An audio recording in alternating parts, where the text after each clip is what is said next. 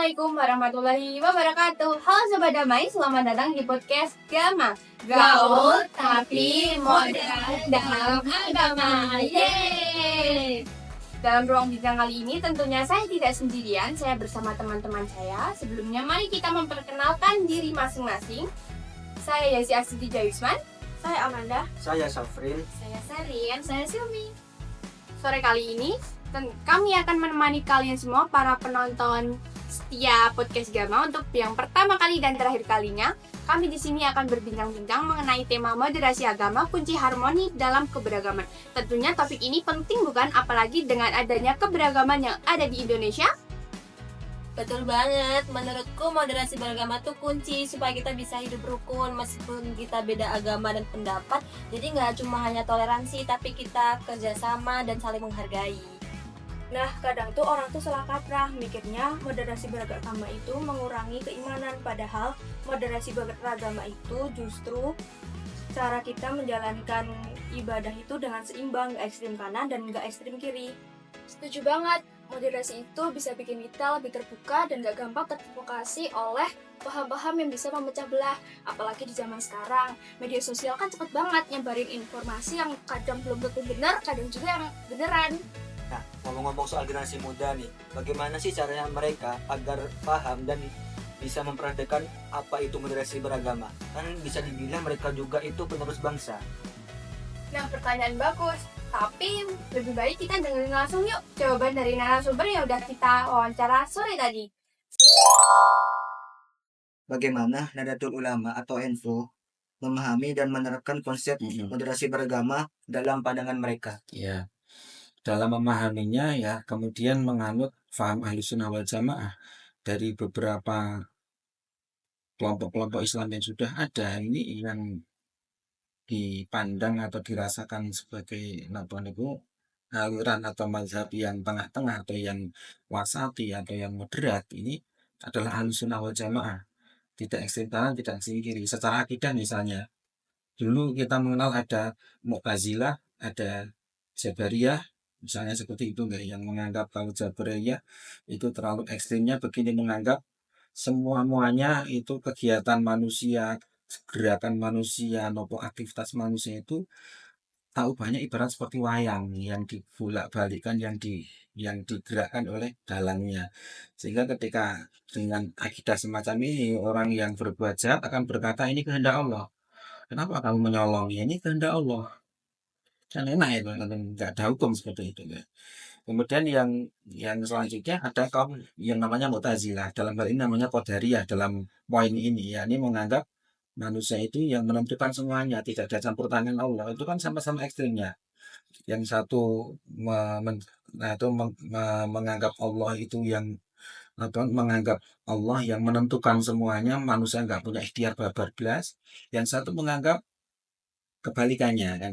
Nah, Ahlussunnah wal Jamaah yang difahami oleh NU, yang kemudian dianut oleh NU nggak seperti itu, tapi di tengah-tengah kita mampu membedakan mana aktivitas yang itirori, aktivitas yang memang di luar kendali kita seperti bergetar, seperti terjatuh tidak sengaja, seperti gerakan refleks. Tapi kita juga bisa membedakan kemudian bagaimana kita menulis. Kalau menulis kita makan itu kan ada berikhtiar kita. Nah, itu salah satu poinnya. Jadi memahaminya dalam sisi akidah seperti itu. Itu salah satu contohnya. Sekarang ini kan banyak sekali tantangan dalam kehidupan beragama, mulai dari perbedaan pandangan sampai isu-isu yang bisa memecah belah. Nah, menurut Bapak, kenapa sih penting bagi masyarakat, terutama warga NU, untuk bersikap moderat dalam beragama? Iya. Karena dengan bersikap moderat ini, pertama nih, kita hidup di lingkungan yang majemuk ya. Indonesia itu kan majemuk ya. Kita tidak bisa menafikan keberadaan orang-orang yang berbeda dengan kita. Nah, kata kunci dari kita bisa hidup berdampingan dengan baik itu kan kita harus bersikap moderat. Kalau nggak moderat, kita nggak mungkin bisa berdampingan dengan orang. Kita akan menjadi apa itu namanya eksklusif ya, ya. Kan nggak seperti itu. Rasulullah mencontohkan hidup berdampingan dengan orang-orang Yahudi di Madinah. Sampai ada piagam Madinah itu kan role model Piagam Madinah itu kan persis sekali dengan kesepakatan founding father kita dulu yang dimotori oleh banyak ulama-ulama NU. Nah, kan ngoten nggih. Dan terbukti di Indonesia ini menjadi napa nggih, menjadi cerminan, bahkan menjadi apa ya, acuan bagi negara-negara Islam yang lain. Kenapa di Indonesia kok bisa damai, bisa tentram? Salah satu negara yang besar, salah satu negara bahkan bisa orang sering menyebut negara Islam terbesar. Ya, Islam masuk di Indonesia bahkan tanpa adanya pertumpahan darah itu. Ya, meskipun kita bisa berdebat soal ini ya, apakah benar. Tapi yang jelas yang kita rasakan sekarang ini di antara negara Islam yang paling damai adalah di Indonesia. Lah itu toh nggih. Ya, pertengkaran-pertengkaran pasti ada, nggak mungkin nggak ada, itu namanya manusia itu kan. Tapi kan tidak kemudian berlanjut kepada pertumpahan darah. Itu sebabnya apa? Karena Islam di Indonesia itu mayoritas adalah orang NU. Mana orang NU itu kan itu tadi moderat. Dengan moderat dia lebih bisa menerima, lebih bisa memaklumi orang yang berbeda. Nah, itu tadi jawaban dari narasumber kita. Mungkin ada beberapa pertanyaan juga yang kita ajukan di sana. Mungkin kalian bisa dengarkan sendiri juga. Nah, menurutku pribadi, pendidikan dan dialog itu juga penting banget loh. Kita harus ajak anak muda untuk ngobrol dan berikan mereka ruang untuk berdiskusi dan bertanya tanpa takut dinilai salah, terutama untuk kita Gen Z. Setuju. Selain itu, contoh nyata dari lingkungan sekitar tuh juga berpengaruh. Semisal nih, kalau keluarga sama lingkungannya tuh udah moderat, jadi anak muda tuh jadi gampang gitu loh nyerap-nyerap nilai-nilai moderat tersebut. Jangan lupa kita juga harus menyaring informasi di media sosial. Anak muda harus diajarkan literasi digital supaya tidak termakan oleh yang memecah belah tersebut. Tapi kalau aku lihat ya, kegiatan lintas agama seperti gotong royong, festival budaya, atau diskusi antar umat beragama itu juga bisa menjadi media yang asik untuk menanamkan moderasi nggak sih? Nah, betul. Kan kita juga harus saling tahu bagaimana cara kita menghormati satu sama lain. Bukan cuma toleransi biasa.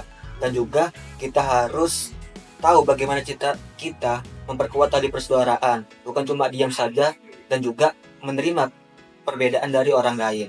Nah, itu dia gambaran singkat tentang moderasi beragama. Semoga obrolan kita kali ini menginspirasi kalian semua untuk menjadi agen perdamaian di lingkungan kalian masing-masing. Untuk mengakhiri podcast kali ini, aku ada pantun nih. Pergi ke pasar membeli rambutan. Cakep. Jangan lupa beli mangga. Mari kita jaga moderasi beragama agar tercipta damai dan persatuan. Yeay. Jangan lupa follow, like, komen YouTube kita ya guys. Soalnya ini tuh sangat berharga. Satu like dari kalian tuh. Sekian untuk podcast Gama kali ini. Gaul tapi moderat dalam agama. Yeay. Wassalamualaikum warahmatullahi wabarakatuh.